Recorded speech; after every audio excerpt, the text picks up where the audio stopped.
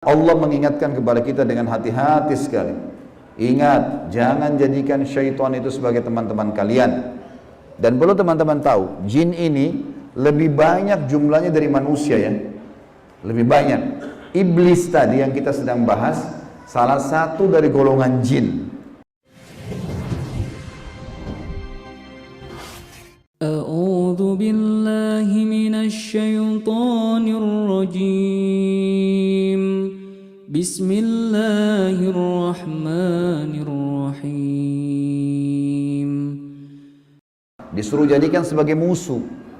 Tahu musuh teman-teman? Kalau saya lagi pegang pedang, syaitan lagi pegang pedang, musuh saya lagi pegang pedang di medan perang, saya harus berhati-hati menangkis serangan atau menyerang. Kalau saya diam, diserang tidak nangkis, saya akan dibunuh. Syaitan akan selalu berusaha, targetnya adalah menyesatkan, membunuh manusia. Kalau kita lepas misalnya daerah-daerah terbuka sedikit, dibelah sama dia nggak akan coret, dia akan tusuk, berusaha supaya kita mati. Orang dibuat dosa, begitu buat dosa, dibuat putus asa supaya bunuh dirilah dia sampai mati. Bagaimana syaitan bisa membunuh anak Adam itu? Memang sudah itu targetnya iblis. Dan iblis ini teman-teman sama dengan Adam. Sekarang kita ini semua anak cucunya Adam. Iblis punya anak cucu sebanyak ini. Kerjanya disesatkan oleh iblis supaya menyesatkan anak Adam. Selalu mereka lakukan itu teman-teman sekalian. Maka Allah mengingatkan kepada kita dengan hati-hati sekali. Ingat, jangan jadikan syaitan itu sebagai teman-teman kalian. Dan perlu teman-teman tahu, jin ini lebih banyak jumlahnya dari manusia ya. Lebih banyak. Iblis tadi yang kita sedang bahas, salah satu dari golongan jin. Jadi ada jin-jin yang lain. Allah ceritakan dalam surah jin khusus, surah nomor 72 bicara masalah itu. 18 ayat pertama itu Allah menceritakan tentang masalah adanya jin-jin beriman. Jadi di alam jin ada jihad, ada dakwah. Tetapi kepada syaitan, dan syaitan ini golongan fasik dan golongan kafir dari jin. Ada jin mukmin, ada jin fasik, ada jin kafir, sama manusia. Ada manusia beriman, ini yang beriman manusia, dan jin yang beriman tidak akan interaksi.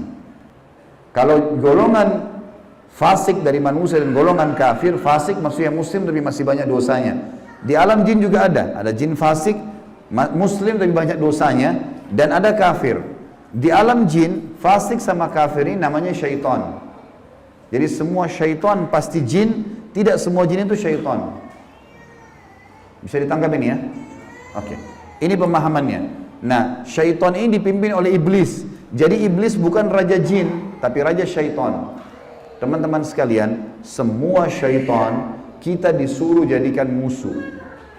Kalau datang, diusir.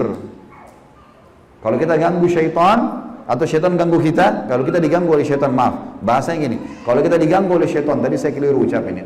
Kalau kita diganggu oleh syaitan, kita harus usir. A'udzu billahi minasyaitonir rajim.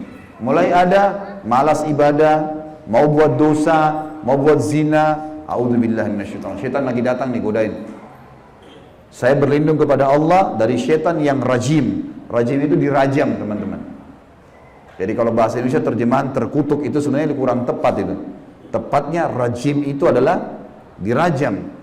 Rajam itu malaikat ambil panah api dipanahin dia. Jadi kalau kita diganggu oleh syaitan, kita bilang a'udzubillahi minasyaitonir rajim, itu Allah datangkan malaikat bunuh syaitan tuh yang sedang goda kita. Dirajam dia, dilempar dengan panah-panah api. Seperti Allah bilang dalam surah Al-Mulk, wa ja'alnaha rujuman lisyayatin, dan kami jadikan bintang-bintang itu sebagai panah-panah untuk mematikan syaitan-syaitan. Jadi nggak boleh berteman, nggak boleh nikah, nggak boleh interaksi, nggak boleh apa-apa. Mereka punya dimensi waktu yang berbeda. Tidak boleh lintas alam. Teman-teman, kita ini manusia. Manusia sudah Allah ciptakan makanan kita. Makanan kita inilah daging, ini ayam, ada sayur-sayuran, ada buah-buahan yang kelihatan depan mata. Yang manusia bisa cocok tanam, bisa ternak, itu makanan kita. Inilah kita, inilah baju kita. Inilah penglihatan kita yang kita bisa lihat. Inilah bangunan rumah kita dan masjid kita. Ini alam kita, teman-teman. Untuk membuat manusia lain suka dengan kita, simpatik, ada cara manusiawi. Ya, punya pintar dalam berbicara, punya prestasi dunia, berpendidikan kah, kaya kah, suka membantu kah, ada caranya. Jangan pindah lintas alam nih. Orang-orang yang jadi dukun, jadi peramal, jadi penyamul, ini lintas alam.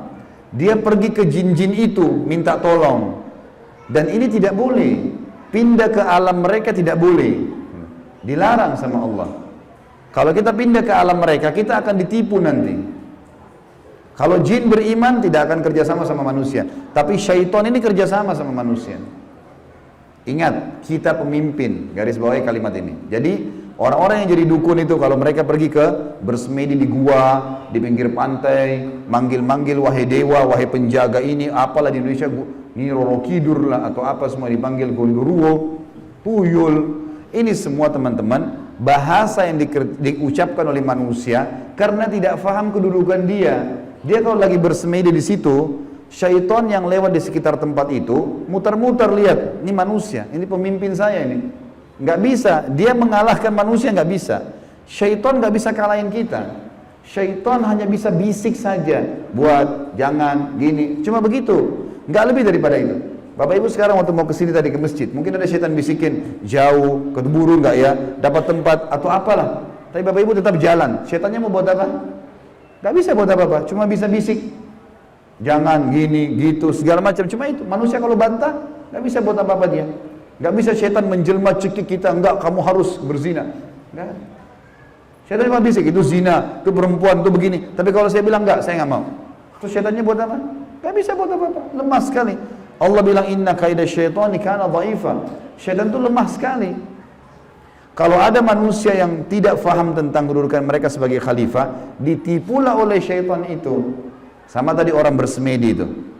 Sebenarnya teman-teman sekalian, di muka bumi ini yang mengatur kadar udara, oksigen yang kita hirup, populasi manusia, populasi hewan-hewan, kadar panas udara, api, air, segala macam, ini ada malaikat-malaikat.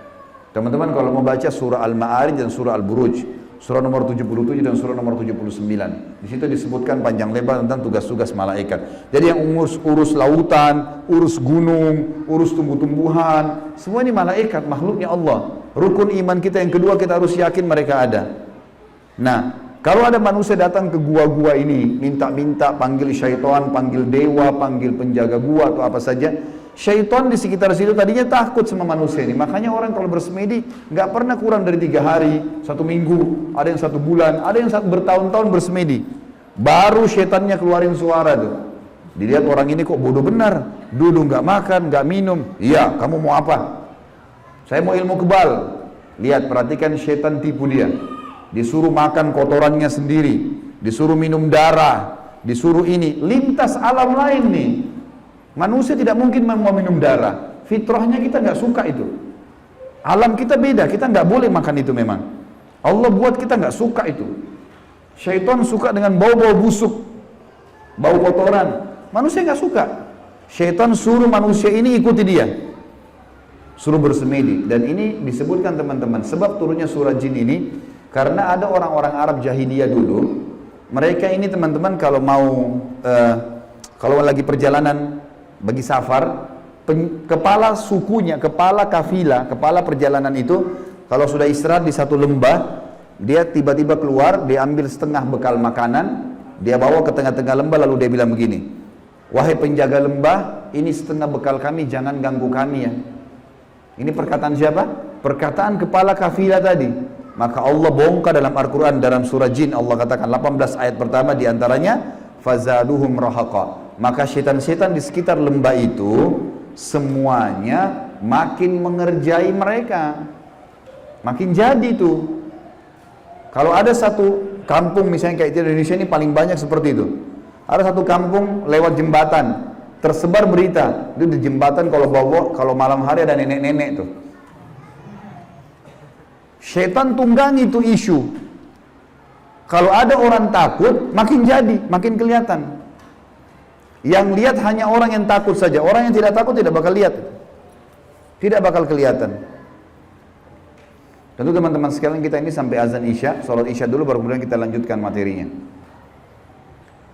Teman-teman sekalian, kalau ada satu rumah, orang bunuh diri di situ. Orang bunuh diri. Kalau kita lewat, pagarnya rumah orang itu 10 meter. Kita lewat 1 meter pertama, 2 meter pertama, semua syaitan di sekitar rumah itu bisikin kita. Itu yang bunuh diri perempuan, rambutnya panjang, matanya belalak, keluar darah dari hidungnya. Terus, sebelum antum ini, anda ini ngelewatan 10 meter pagar itu. Dia takut-takutin. Kalau kita takut di 5 meter misalnya, balik ke sana kita lihat benar tuh. Perempuan yang gantung diri itu kita lihat, padahal sebenarnya tidak ada. Itu permainan syaitan di sekitar rumah itu. Ini saya bongkar kedoknya biar Bapak Ibu tahu. Jadi syaitan kalau ada di sini marah sama saya, biarin aja dia marah. Karena emang dia begitu kerjain manusia. Dia kerjain manusia. Kalau ada teman kita jalan tanya, kamu takut gak? Kamu lihat gak? Dia bilang enggak, karena dia tidak takut. Kalau dia takut, dia bayangkan nenek-nenek misalnya. Dia lihat nenek-nenek di sana. Jadi orang makin benar, makin tahu tauhid ini, makin tahu kisah awal Nabi Adam, musuh kita syaitan, Allah bilang syaitan itu lemah, tidak bisa buat apa-apa. Ini semua teman-teman sekalian akan membuat seseorang di antara kita jadi kokoh. Jadi tidak mudah tergoda oleh syaitan. Dan ini makna daripada hadis Nabi SAW. Hai Ibnu Khattab, Umar bin Khattab, kalau kau lewat di sebuah lembah, syaitan tahu kau lewat di lembah itu, dia cari lembah lain. Padahal Umar nggak pernah lihat syaitan itu. Syaitan yang lihat Umar. Kok bisa syaitannya takut? Karena tahu kalau Umar ini sudah tahu. Sedikit ada gangguan syaitan, langsung Umar baca A'udzubillahi minasyaitonirrajim. Berarti Allah utus malaikat bunuh dia. Orang-orang yang takut saja, yang belum faham, baru kemudian dikerjai oleh syaitan itu.